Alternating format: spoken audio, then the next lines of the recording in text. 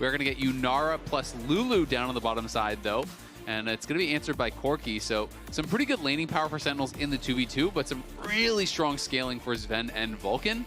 Yeah. And this is something that, Sven has been very aggressive on. When they've run this duo, constantly jumping in.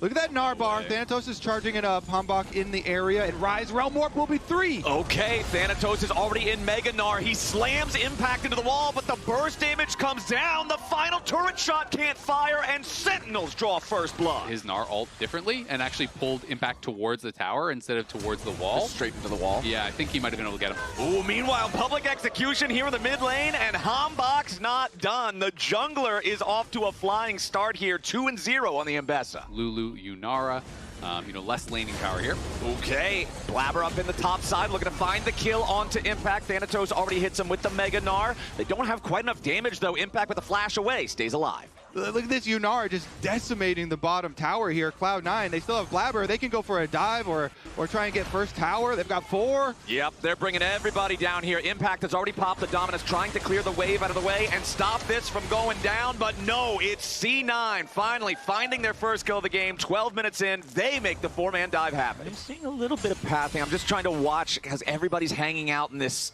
southern quadrant of the map, and I want to see if they want to make a move. Who he's the one finding himself in danger. Arc of Ruin plus the Wild Growth. It's Vulcan taking the kill, but C9's bottom lane. Cloud9, they've got the control wards really early, so they also have vision advantage and early positioning. Yep, and the Wild Growth is just about ready to go again here for the Lulu, but the fight's already going to start, and it's a lot of damage onto Hambach. The Fed Ambess is about to get bursted down, polymorphed, and Thanatos takes the kill. Now Impact's going to try to get away, but Sven is on the hunt. APA rides the Weaver's wall, and Rahel barely escapes. C9 find 2 kills very easily and go to claim their prize. And this is the thing, with Cloud9's success as it continues, this tournament, what has really been on the biggest display, because, a lot of these guys are really good individual players, but their team synergy and the way they pull off really quick snap plays has been what has really rewarded this team. A lot of them have been through the mid-game. It hasn't been just like, oh, we're crushing all the lanes from the very beginning. Okay, sorry. Thought we almost had another Hambach kill there underneath the tier 1 turret. A healthy amount of worry, and Thanatos now trying to get away as Mini Gnar will have to flash, but Cloud9's synergy has been on display, and this is one of the things that people thought as we take a look at the Pantheon ult. Started it all. Pretty simple Pantheon ult. They knew that Corki had no flash, so he gets in behind him. Yeah. Okay, let's see now. Hambach going towards the enemy jungle. They still want to try to make this move onto Thanatos, who does have his Gnar bar charged. The turret is disabled there by the Bard ulti, but now the stun underneath the Mega Gnar to follow it up, but no, he's still all alone. Thanatos will fall. Sentinels doesn't lose anybody, and they're going to try to force down this tier 1 turret. So annoying to play into this champion. And so we're going to go for another pick from the side of C9 here, Blabber Olsen. Wow, they are full sending it after Impact here. Originally, I thought they might not be able to get him, and I was right. Thanatos' first boomerang, just barely missing Impact, is the difference between C9 finding that kill or not. And they're summoning Herald topside, so we'll see if they can actually get this full tower. It looks like they can, so that's something nice for Sentinels. They survive the play here, and they're at least getting something back on the top side, going to be able to Realm Warp out. I didn't know you could Realm Warp the Herald, actually. I wanted him to charge right out of it, but it went instantly into the wall. Darkwings is in some danger. He's got to try to get out of there. Is polymorph, but luckily he does have the ghost to get himself all the way out alongside the phase rush. So C9's not going to get a kill there, but they do force the summoner spells out of the Rise. Going to throw our fists at him, let our fists do the talking. Okay. All right, they're trying to make a play onto Thanatos here, and as soon as Hambach shows up, that might be what they need, but the Tempered Fate does not catch the Gnar. Thanatos now back into mini form as Hambach has made his way into the fight. C9, meanwhile, are going to secure the Drake for themselves, but it does cost their top laner.